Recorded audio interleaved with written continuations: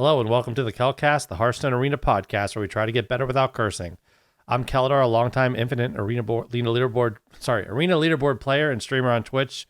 Joining as always is my co-host, another arena leaderboard player, Kellen Abel. If you want to find us on social media, search for Keldar on Twitch, YouTube, or Twitter. That's Keldar.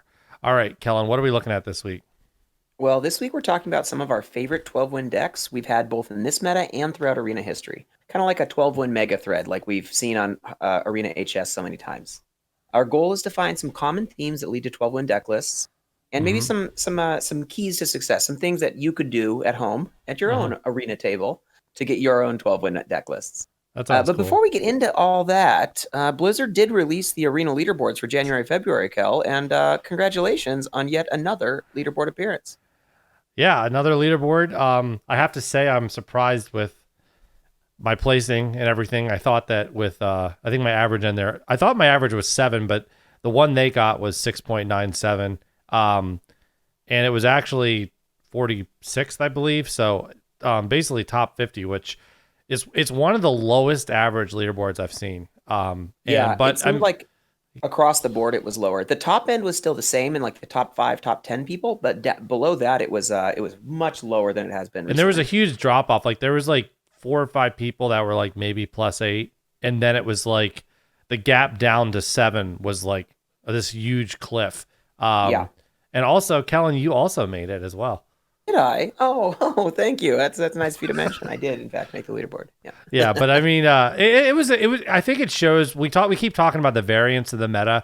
It's probably the hardest meta I can remember in recent memory in terms of getting consistent results. I don't think I think any player you talk to, there's a lot of players that I was shocked at how low their averages were just because how well I consider them.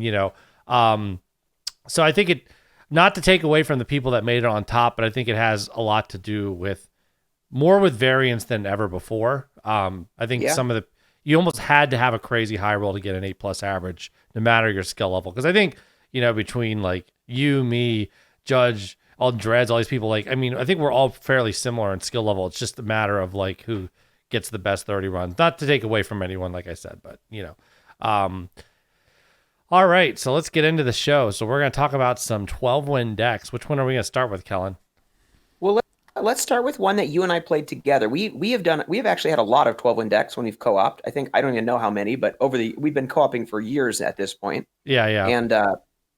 And one of our most recent, I think we've had another one since this. I think we had a rogue actually that went 12 after this one. You did. But the most interesting one that we've had recently is a 12-win warrior deck from January or early February. Yeah, it was before it was before they added the new mini set. So so in January then. Yeah. And it was a pretty good example of the kind of deck that Warrior has right now and in the past. Now, Warrior was better previously than it is now. Right. But it's the same style of Warrior deck that wins. So how we're going to approach this is we're going to talk about why each deck won, why each 12-win deck won. We're going to talk about some of the cards in it that caused it to win in that way. And then we'll see if we can form any conclusions from that. So sure. With this warrior deck that we drafted, it was a pretty good warrior deck in terms of its card quality. The reason it went 12, in my opinion, was that it had a high amount of card quality. Not that it was built around synergy, not that it was it got lucky, just high card quality. So that would be cards in this particular deck. We had multiple copies of Sword Eater, Arcanate Reaper, Athletic Studies. We had a Troublemaker and a Proto Drake and a few other really strong cards. Our deck was consistently strong from mana cost 1 to mana cost 8. Yeah, we had good curve. We had the Athletic Studies. Like there wasn't, unlike a lot of the current decks that I see going 12, like you were saying, it was just good quality. There wasn't a ton of combos built into it that I actually rely on in a lot of my decks that go deeper now. But it just basically, was able to just play cards that did really good things. And we had we might have had one removal in there, but we had the Athletic Studies were good because you just always had a way to react to any situation. I don't remember any point in that run where we fell so far behind that we couldn't have a chance to win, even if we with the games we lost, we were able to respond strongly to almost everything. And that's honestly, in this meta, the longer you can withstand, maybe you get to another. We had a troublemaker in the deck. You get to some other stuff. So it was one of the highest quality decks I've ever had that I remember. Yeah, I saw another deck that Judge posted on Twitter this week that was a priest deck, and it was a deck that had soul mirrors and I can't remember if it was Alabaster or Silas, one of the great legendaries right now, and it just cards, every single card was incredible in the deck, and that really does seem to be a way that you can win in these formats, in any format. If you have a deck that has just high card quality, whether you're suffering from a bad curve or if you get a little unlucky, you can still go 12 because if you have high card quality, your opponent's cards just aren't going to be able to match up against yours. Yeah, and you'll get so many 2-for-1s that eventually, even if you fall a little behind, you just eventually catch up anyway. And also the other thing is, know how sometimes in games, you get down to the end of the game and your opponent has 0 cards left in your deck and in their deck, and you have 12 cards left between deck and hand. This was a deck like that, where no matter how much your opponent does, the totality of their entire deck is not going to be even close to what your deck can produce. Yeah, and the other thing I remember about that deck specifically is we did not have a single miss. There was not a single Elven Archer or I don't know, just a card that you would. Now, obviously, there's some okay cards, but there wasn't even a card in there that was yeah, we really don't want to have this, but we just have to take the best one in this pack. That didn't even happen. So, now, there was just really no bad draws. And so that's, I think, what we can take from that kind of deck. A high card quality deck is going to be one way you can get to 12, and you can, even when a deck has such high card quality, you can disregard other stuff. One of the other decks that did not, I mean, it had good cards too, don't get me wrong, but it used synergies and other things, was one of our decks from a couple years ago. And this deck is, not relevant to the current format, but it is a way you can go 12 wins. It was a Druid deck that was based around the combination of the 2-mana 2/3 Druid legendary that said, when you play a choose one card, add a copy of the other half to your hand. So, for example, when you play Wrath for 2 mana and you deal 1 damage and draw a card, you get a spell in your hand that is 2 mana, deal 3 damage. We had did we have triple Living Roots? We did have triple Living Roots. And that's what was so dumb. Synergy. Yeah. So we had Living Roots, which is the spell that is 1 mana, make 2 1/1s, or deal 2 damage. That card is busted, by the way. But with that 2/3, that's the most crazy combo. Yeah. So you would get an arcane shot in your hand on your turn that you played that, but between that synergy and that good early game with Living Roots, we were set up to win. Even though we had some poor cards in our deck. Kel, what is one of the worst cards we had in our deck? Can you remember? Oh, you mean the best card in the whole history of Arena? Yes, Armored Warhorse, a.k.a. Shithorse, which I'll have to bleep out. But, Shithorse gets a bad rap, but he's a good soldier. He's got his little armor. And, that is the 4-mana 5/3 with Battle Cry, Joust, and if you win the Joust, it gets Divine Shield and Rush. Is that right? Yeah, and you can't discount the joy of watching the two decks pull out the card and that suspense as it builds, and then just he pops off. And there's rules about how Shithorse works. He basically does a couple things. He whenever you need him to charge, he doesn't, and whenever you just need a body and you don't need the charge, he charges. But in that perfect moment when you need him most, he always comes through.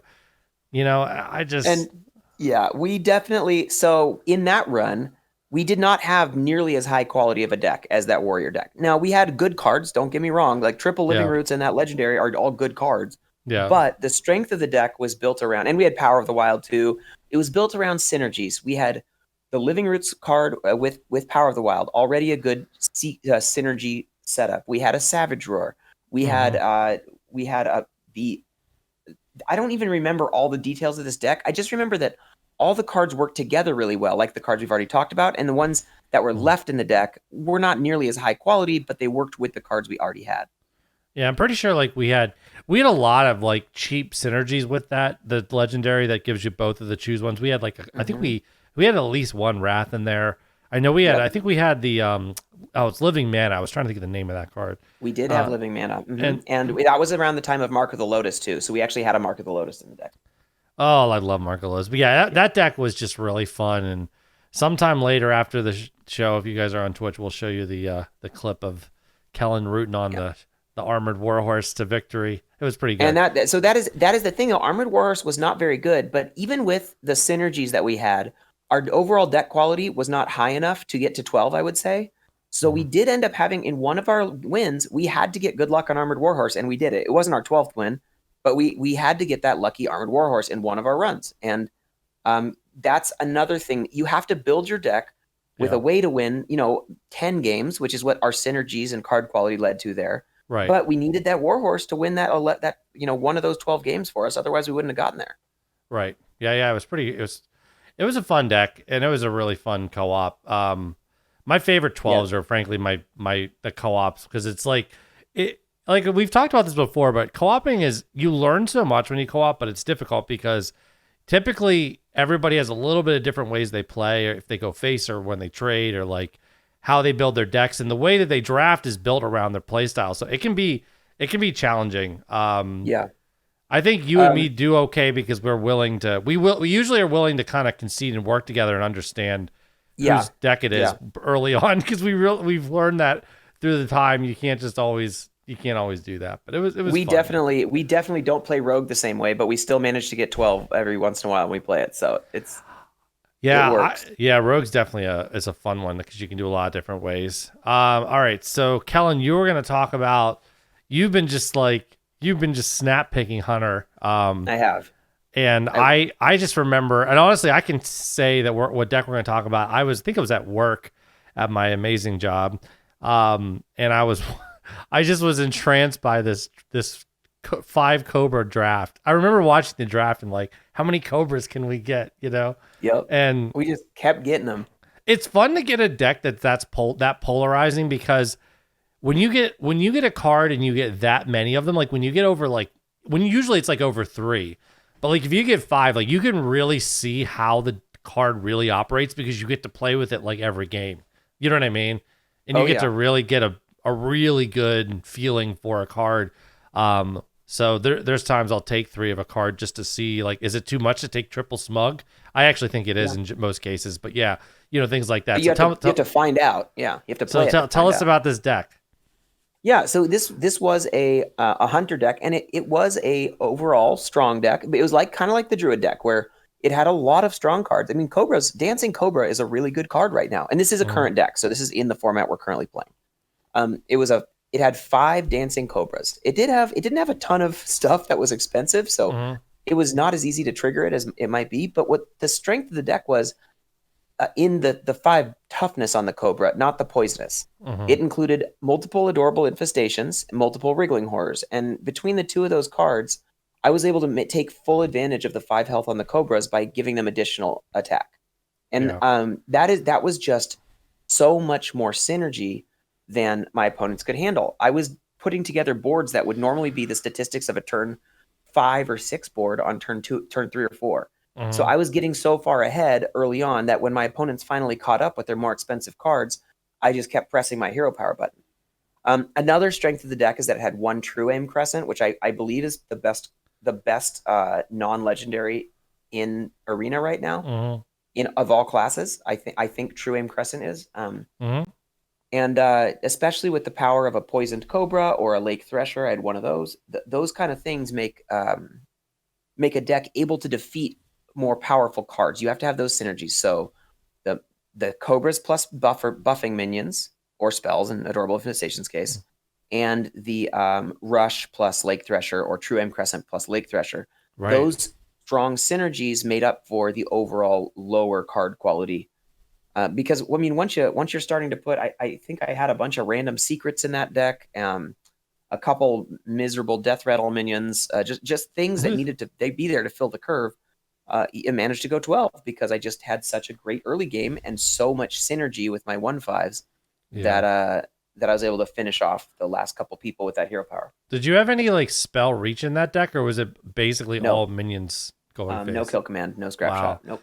I think the thing about, I was just thinking about this as you were talking about that weapon. I think the thing that's crazy is you think about how much people like broom, but like how would you like to instead have almost a sense have access to a broom for 4 turns in a row Yeah, and you can bank it as well. And on top of that, not only are you getting the broom capability, but you're literally getting a ping you have access to, even if you don't need the rush. And frankly, pings can be as strong as rush at times, especially when you're able to you don't have to run a minion into a taunt. You can hit it face. There's a lot of really good. And I was gonna say, and then it's also 1 mana deal 4 damage to the face in the right situations. So I think True Aim Crescent is one of the hardest cards to play with right now because it does have so many variables. You also have to know how it works in terms of which minion will attack first, and it's always the first minion that came into play, by the way.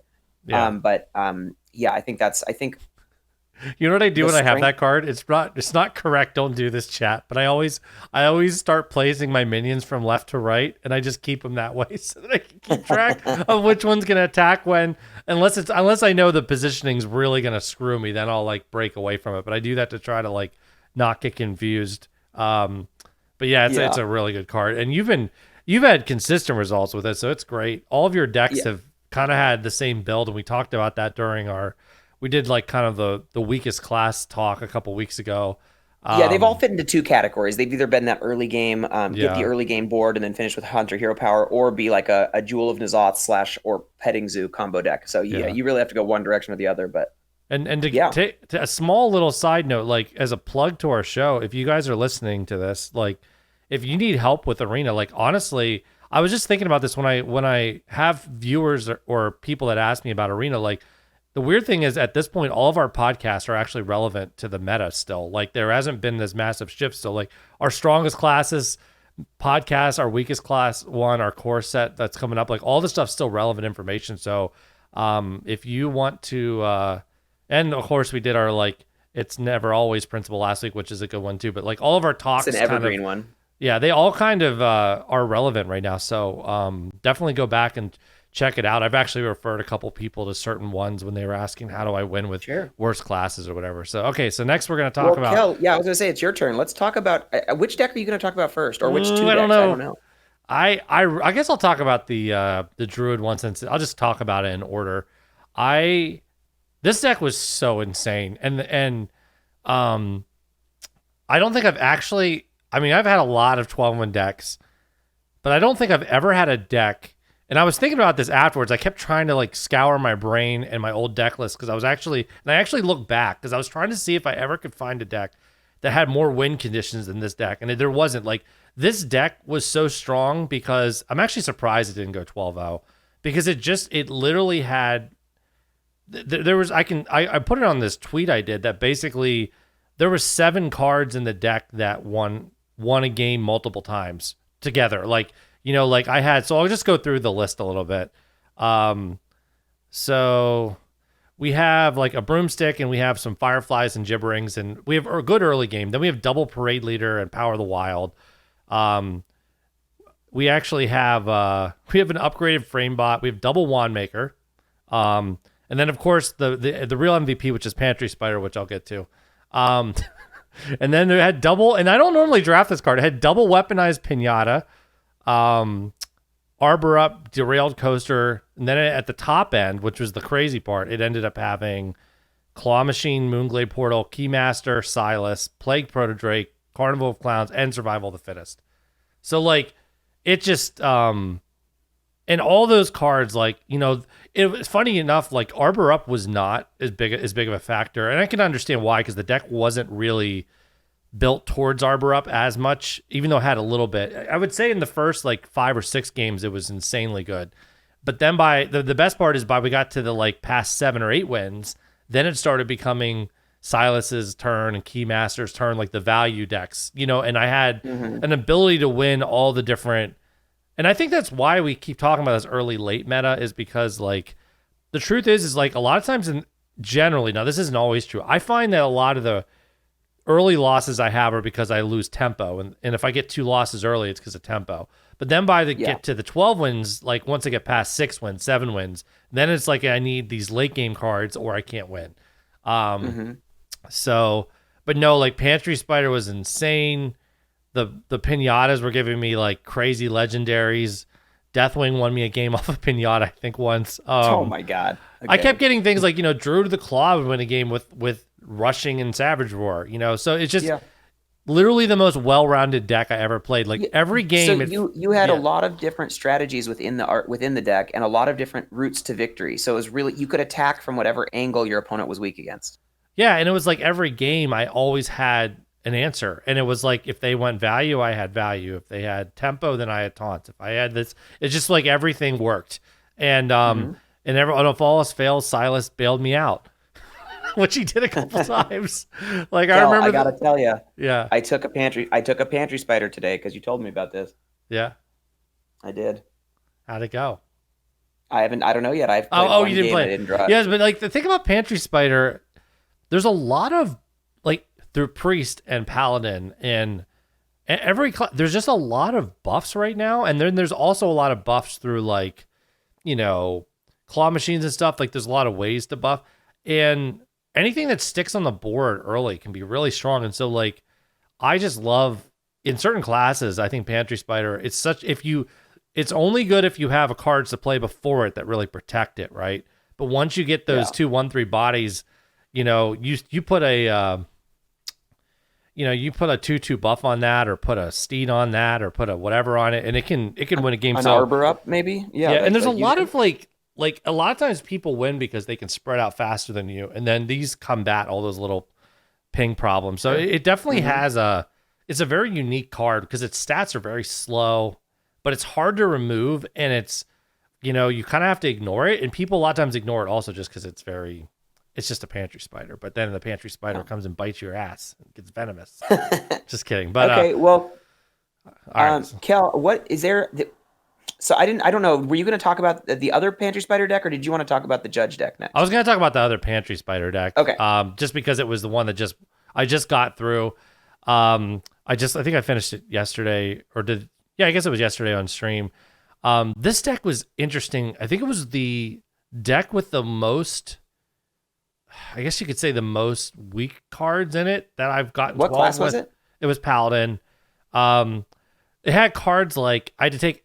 I found Adaptation is so much better in this meta than it was in the original. I agree. I don't know what it is. I guess it's because there's a lot of high health stuff and like hard stuff that's hard to remove, and maybe all the rush. But it's so much better than it was. Like I did not like the card in the first time when Ungaro came through, but I love it now. Actually, hold on. I do have a reason for that. Sure. And it's also the same reason Pantry Spider is good. Yeah. There are a lot of minions that leave leftover minions right now that have really low health. So things like Firefly, things like 5 mana 3/2 roller coaster. The Derail Coaster. Derail Coaster, thank you. Yeah. And cards like that, or even Harvest Golems right now, something that I see often. Cards that leave little things behind. Grandmother is around.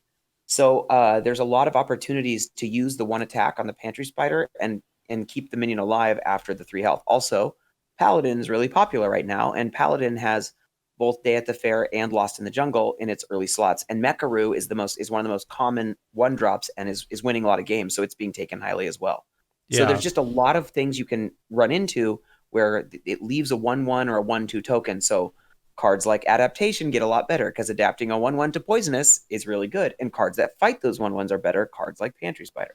Sorry, that was all I wanted to say. No, it's okay. So, but like if you look through, I'll go through the weak card, and just to give you an example, it had, and I know that these cards can be good, but I consider them like very situational. So there's Elven Archer, there's Costume Entertainer, there is a Spark Engine that's pretty weak, a Youthful Brewmaster, there's a Ceremonial Maul, which is not what I would consider one of the best cards to take, but it was just the best in the back.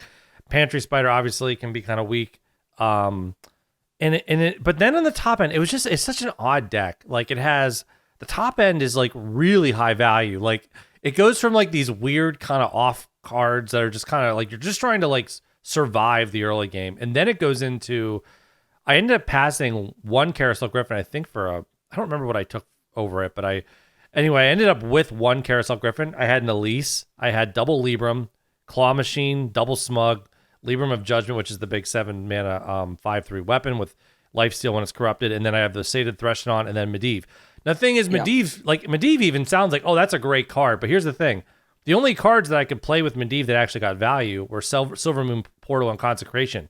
The Librans of Justice cancel it out, so it doesn't work. And the same thing is true with the ceremonial maul. Like, it's a good card, but like my deck didn't even have that much synergy with it. But because of the way the deck played, I sat with these removals and it played like a priest deck. Like, I would just basically sit there with my Libram and wait until they'd spread to the last possible moment, and then just I basically would have to wait for the mega swing, and I would get it because I had Consecrate and Libram in my hand, and like by that point they'd have 0 cards and I'd win. It was a really cheesy ways to win, but it worked.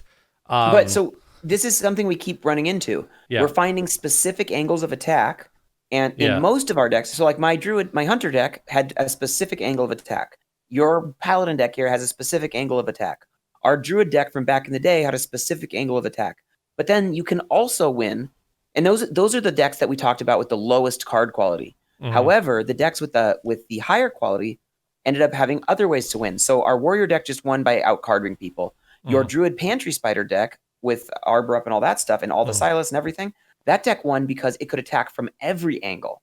So Right. I think that's, if you aren't offered those really high quality cards that allow you to attack from every angle or vastly outcard your opponent, you do have to find an angle of attack. You can't just take the best card every time in the pack. You have to find that angle of attack. And that's why we talk a lot about. We actually might do a series on this. We talked about maybe calling it like, bad deck, bad card. I'll talk about a little about what I'm saying, but we've talked about how like when you're drafting a deck and your deck sucks and you know that you're not getting good quality, you have to start looking for alternative ways to win because you realize I am not going to win on the board with this deck. It's probably the most consistent way to win an arena, but you're not going to win on board with this deck. So that's when you start taking kill commands and starfalls and like, like those kind of cards, the ones that can go face, can do damage, swipes. I mean, you would take those cards anyway, but you really look for those type of, mechanics, like even things like, I remember there's packs when I have bad decks where I would take the 4-mana 2/5 Charger because I'm like, here's 2 damage I can find. You know what I mean? Stormwind Knight, things like that. Like you have to start thinking outside the box because you're kind of in a desperate situation. Like my deck is not great. How am I going to win? You're right. I think like my Druid deck that I talked about having so many win conditions was a great example because my opponent, if they tried to attack me if they tried to over remove me, right? Because they were scared of Arbor up, which is fair. They would try to over remove. They would burn through their deck trying to remove everything that I played. But then I hit the big late game, and then they just couldn't keep up with me. If they didn't remove the early cards, well, then I'd kill them with Arbor up. So, like, you know what I mean? So, like, those are the decks. When you have multiple attack points, those are the ones that have the highest chance to go 12 because you can win against multiple matchups in multiple ways. So, it's interesting. Yeah. Yeah. So I think that covers it for the strategy because we talked about how to win how to go 12 if you are offered the great cards. You just take the great cards, and then if you're not, if you're forced to take cards that are not of the same super high quality, then you have to find an angle of attack that works. And I think I found that with Hunter right now, and I think you found that with you find that more often with Paladin right now. You seem to. So can we talk about some fun older decks that we've gotten 12 with? Sure. Yeah, and can you start us off with this ridiculous deck from long ago with your favorite class, Druid? Yeah, and I'm going to be 100% honest. It only went 11, which was a freaking miracle because this deck, I mean, I'm not surprised because the deck it was one of those decks where it could just get run down, but it was one of the craziest quality decks I ever had. It had let's see, double Lich King. It had Medivh. It had tons of big spells. I think it had. This was back when Medivh was nuts. Too, I forgot that it had double UI. Oh, forgot. I'm trying to remember this deck. WI, Hadronox, double Lich King, Medivh. That was like the top end, and then it had, it had a shit ton of taunts. And I built, I got Hadronox early, and I'm like, okay, fine, screw it. And then the Lich King, like the Hadronox was early, and then the Lich King started coming. I'm like, well, this is working. I had double Crypt Lord. I just had so many taunts. Like I don't even remember all the taunts in that meta, but I had at least, I think the deck had, if I remember counting, I think the deck had 12 taunts. So anyway, there was a situation I'm co-oping with actually my friend, 2 friends actually. Anyway, we had the Hadronox on the board. It was real late. We were about to die, and we got an Obliterate card from our one of our Lich Kings. We had played both Lich Kings already. They had both died. So we basically traded in the Hadronox to kill one of his minions, and then we obliterated, and also to lower the health on it so we wouldn't take so much damage. Then we obliterate our own Hadronox. The first thing it summons is a Crypt Lord. Then it summons another Crypt Lord. Then I don't remember. It summoned some other taunt. I don't remember which one it was. But then it summoned double Lich King. And so we had six taunts on the board that we had all played. And then on top of that, we had, oh, that's right. We had a Shell Shifter Xeris in our hand, or Shell Shifter, whatever card, the one that you can make a 4-mana. Just Shell Shifter, yeah. Yeah, we had, that's right. So Shell Shifter, we had that in our hand. So we played the Shell Shifter, and then we had, if you can freaking believe it, we had the buffer, the 4-mana 2/3 that buffs all the Stonehill Scavenger. Stonehill Scavenger.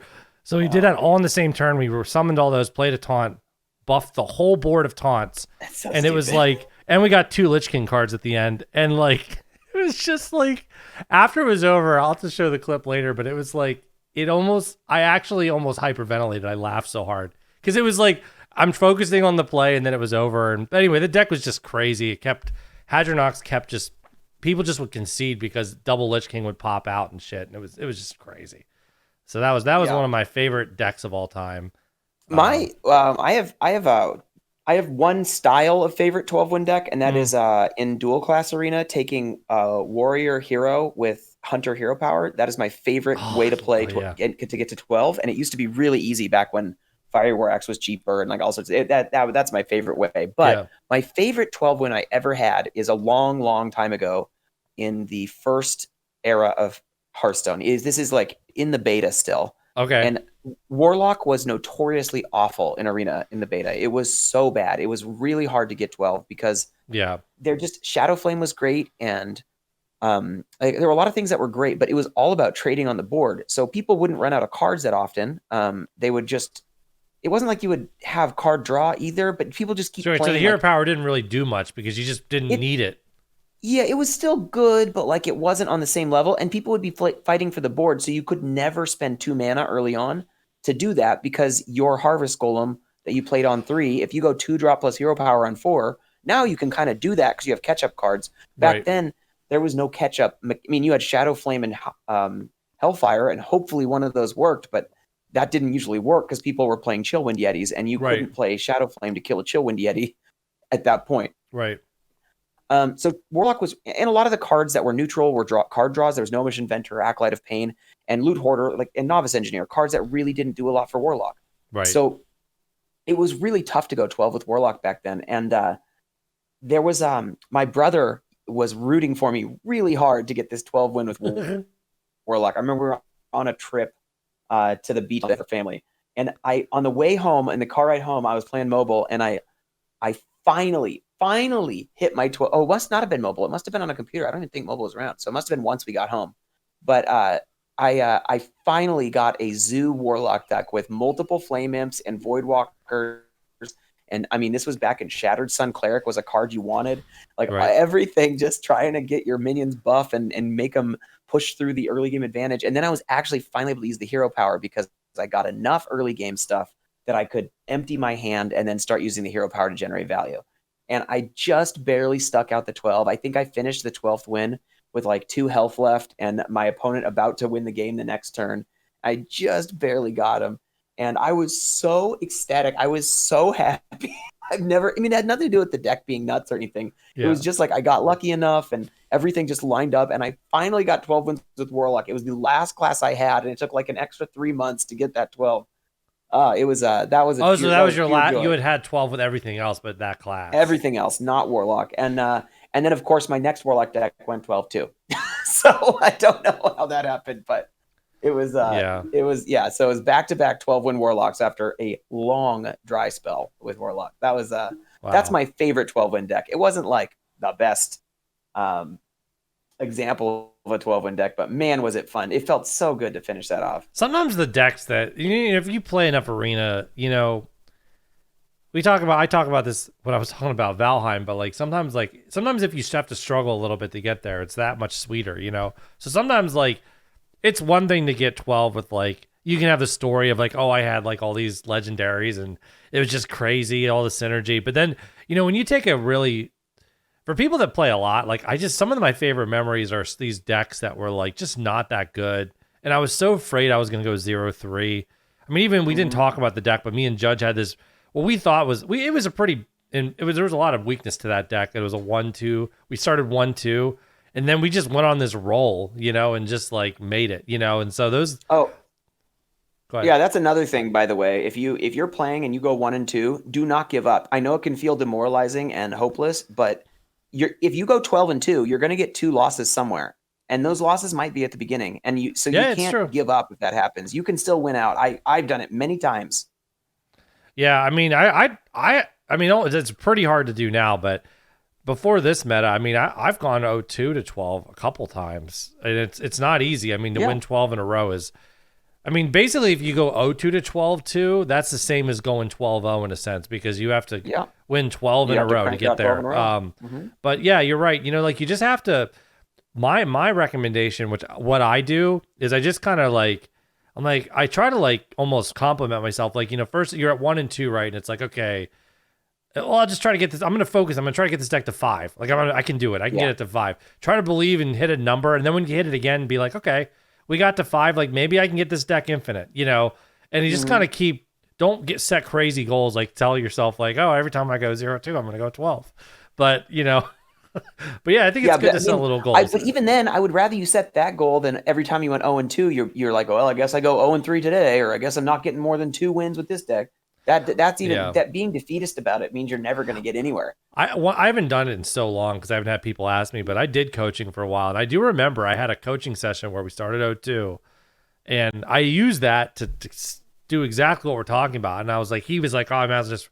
Let's like retire it because it was a time-based thing. Maybe we can draft another deck. I'm like, no. I said, you'll learn something here. Like, let's see if we can do something with it. And I ended up actually playing it out. And we went to like 8 or 9 wins. And, I went longer than I was supposed to, but I was just trying to teach somebody, hey, like definitely we talk about mindset all the time. You can get, if you draft a deck and it's bad and you just tell yourself, well, I'll be lucky to get a win with this deck. You can be honest. Like there's one thing to be honest about it, but if you're giving up, like you might as well just retire the deck because you're going to play so bad, and you're just every time something bad happens because your deck sucks, you're just going to blame it. My deck's terrible. If I would have been luckier and gotten a better deck, this wouldn't be happening to me. And I'm telling you that I can be pretty negative, so I definitely am talking to myself here. But I remember a dark period. Yes, there was a very dark period starting in the Dark Moon Fair. It was other than Silas was my only.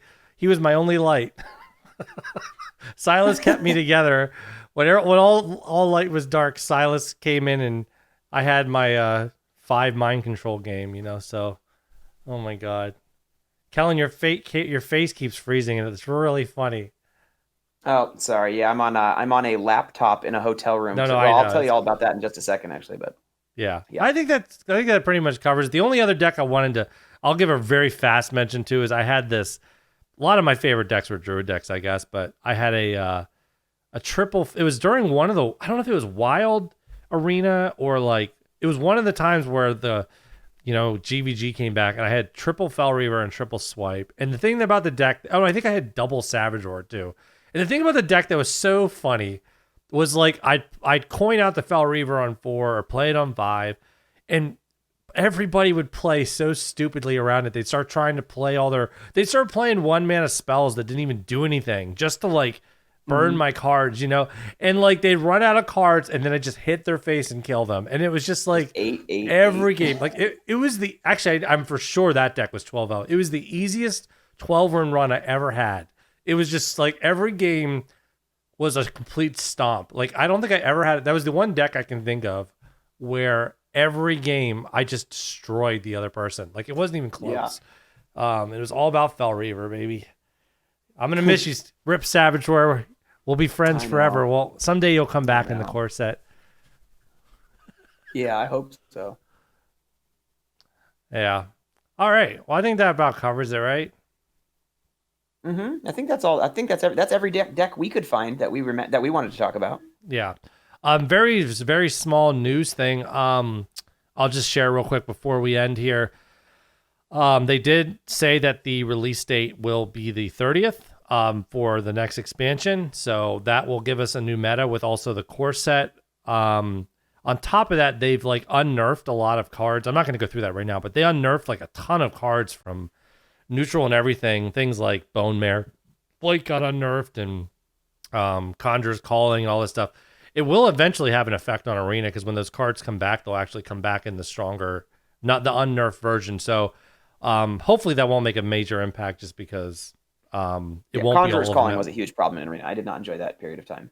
Yeah, that's a card I don't particularly love. But anyway, so we have that to look forward to. So we will have so I guess that means that probably 2 weeks from now, that may be a card review stream. I'm not 100% sure.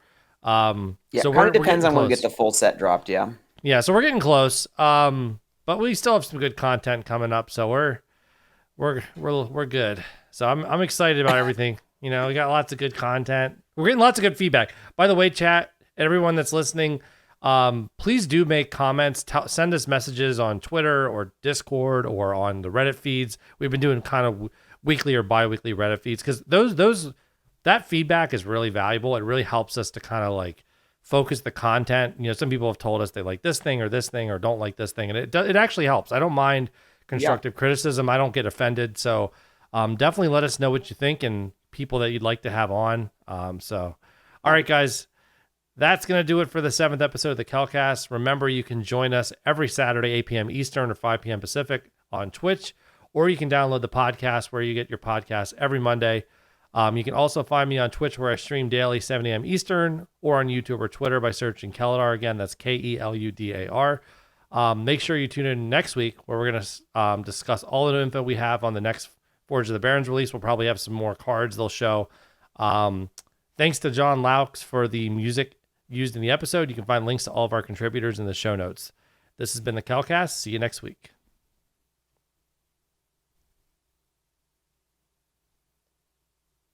Hey, Keludar, I gotta get one thing out real quick. Is it? Don't forget to bleep. Do you mean? Oh, don't worry. That will be coming. This is an issue that affects all of us, everyone in our country, and it has been bothering me. Everyone hates it. I don't know anyone who likes it. Okay. This is not political. Don't worry. Okay. Tomorrow morning, I have a competition. My athletes have a competition at 7:45 a.m. But guess what?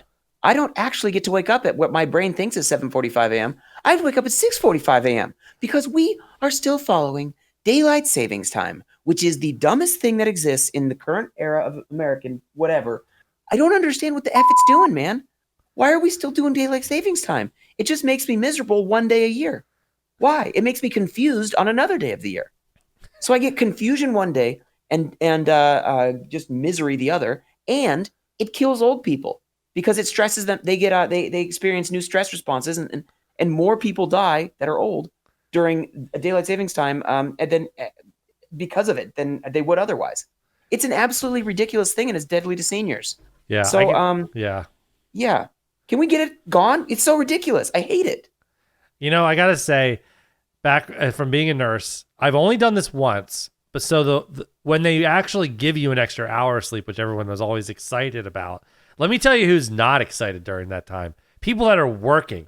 Let me tell you, because I'm going to tell you, I'm telling you, like, you think, like, when you go into that night when you know it's going to be an extra hour of work, because they still have to, they don't, like, in 24-hour jobs, not just nursing, everything, you know, they don't like, give that you don't get off an hour early. Like they just keep the shifts the same. So somebody has to take the hit. So it's always night shift. And I got to tell you, I just remember, you know, it got to 2:00 and watching that clock go back to 1. I'm like, it's fine. Like, it's not a big deal. Like just another hour. Right.